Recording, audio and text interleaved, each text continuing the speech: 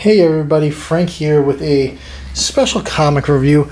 This is the Trendmasters Godzilla King of the Monsters Monster Island Unleashed comic. This is the mini comic that came with the 10-inch figures from the 1994 Godzilla King of the Monsters toy line.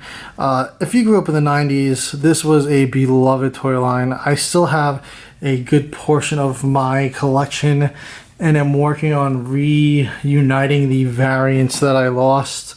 I only have one more left to get, and I'm done. But I never had any of the 10-inch figures, so I never had this comic until recently. They can get a little pricey. If you catch it at the right time on eBay with the right seller, even Mercari too, I would highly recommend.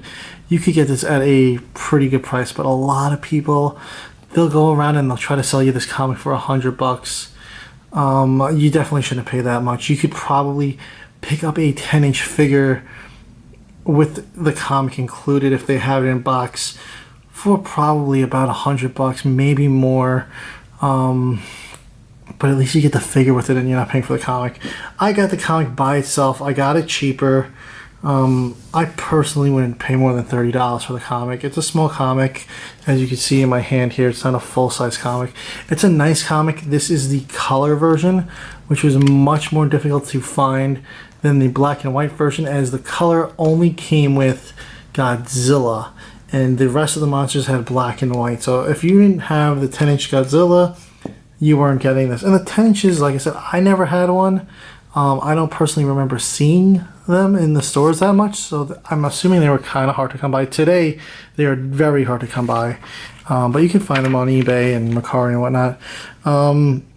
So here's a first look. It's gives a little overview. The company Genco is heading to Monster Island. They're excavating this volcano to collect monster DNA, as Genco has a Godzilla egg back at their facility in New York City. But they think all the monsters are asleep. But Godzilla wakes up pissed along with Rodan and Mothra and begins attacking the Genco crew right off the bat. They don't make it. Godzilla could sense the egg is in danger. He could sense it all the way in New York from Monster Island. So he begins to head to New York City along with Rodan and Mothra. And the Lex Luthor-like boss from Genco demands that they unleash the Mecha team of Mecha-Godzilla and Mecha-Ghidorah. Not Mecha-King Ghidorah, but whatever. Mecha-Ghidorah. So we get some, like I said, some really awesome art. I mean, look at this. Mothra and Rodan and Godzilla just fighting the armed forces and the Genco security staff. They blast Godzilla with a few chows from the battleship, but it doesn't do anything. Godzilla destroys them, and we get some more action sequences here. And Godzilla's going through the city, kind of rampages his way to Genco, and Mecha-King Ghidorah shows up. Really cool shot. Love it. He's fighting Mecha-King Ghidorah. He puts him in the lock. Rodan gets met by Garuda, who you've seen usually with Mecha-Godzilla on his back. And then Mecha-Godzilla appears, and Rodan begins chasing away some jets. Mecha-Godzilla joins the fight. I don't know where Mothra went during this fight. Mothra was over here in the background with Rodan, but they kind of don't bring back Mothra from that point on. King Ghidorah and Mecha-Godzilla begin teaming up on Godzilla here, and Godzilla looks kind of doomed, and then he gets pissed. He gets this fire in his eyes, and he grabs Mecha-Godzilla and smacks King Ghidorah's robot head off, pretty much bringing the two to a complete halt. And he goes to Genco and knocks the building over.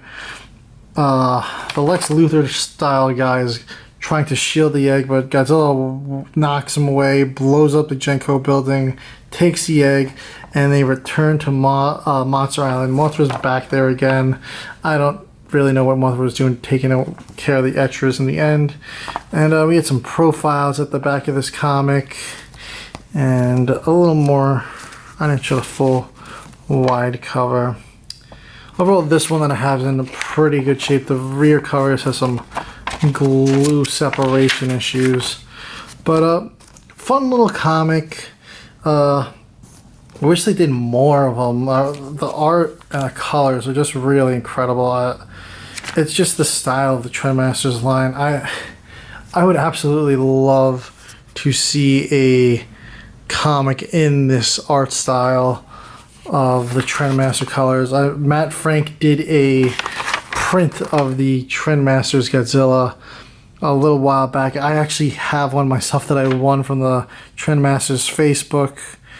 But really cool line of toys, really cool comic book with a fun theme to it. What's interesting is there is like a sort of Power Rangers like Defense Force for Genko called the G-Force. Is a red, a blue, and a white and black suited hero per se for that team.